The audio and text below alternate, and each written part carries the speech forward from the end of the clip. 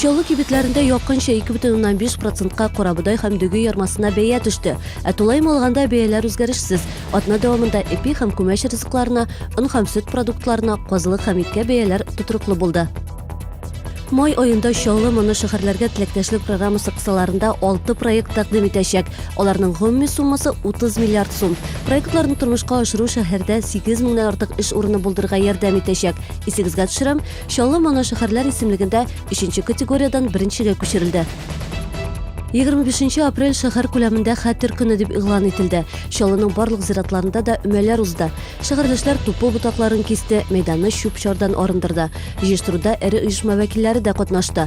Бүгенге көндә шәһәрдә 7 зират исәпләнә, аларның 4-се ябык. Әлегә зиратларны чистарту эшләре күбрәк шәһәр коммуналь хуҗалыгы тарафыннан башкарыла. Әмма киләчәктә күмү урыннарын тәртиптә тоту өчен шәһәр бюджетыннан акча бүлеп бирергә планлаштыралар. Бүйек җиңүнең 70 еллыгы уңаеннан КАМАЗ генераль дирекциясе каршына 70 миллион сүзентесе утыртылды. Анда шәһәр һәм КАМАЗ җитәкчелеге ветераннар катнашты. Легендар артист Иосиф Кобзон исә тантананың мәртәбәле кунагы булды. Ул үз куллары белән КАМАЗ каршына агач утыртты.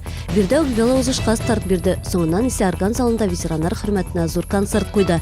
Чаллыга ул Дәүләт думасы депутаты Әлфия Кагуйкина тәкъдиме белән килде. Идеяны шәһәр һәм автогигант җитәкчелеге хуплады. Җиңүнең 70 еллыгы уңаеннан 28 апрельдә Бөек Ватан сугышы ветераннары һәм аларның гаиләләренә бушлай юридик ярдәм күрсәтәчәкләр. Чара бөтен Татарстан буенча оештырыла. Бушлай бердәм юридик ярдәм күрсәтү көнендә ветераннар Дәүләт советы депутатлары, пенсия фонды, салым хезмәте, медик-социаль экспертиза белгечләре белән очраша ала. Тулырак мәгълүматны Татарстанның инвестиция министрлыгы сайтында алырга мөмкин.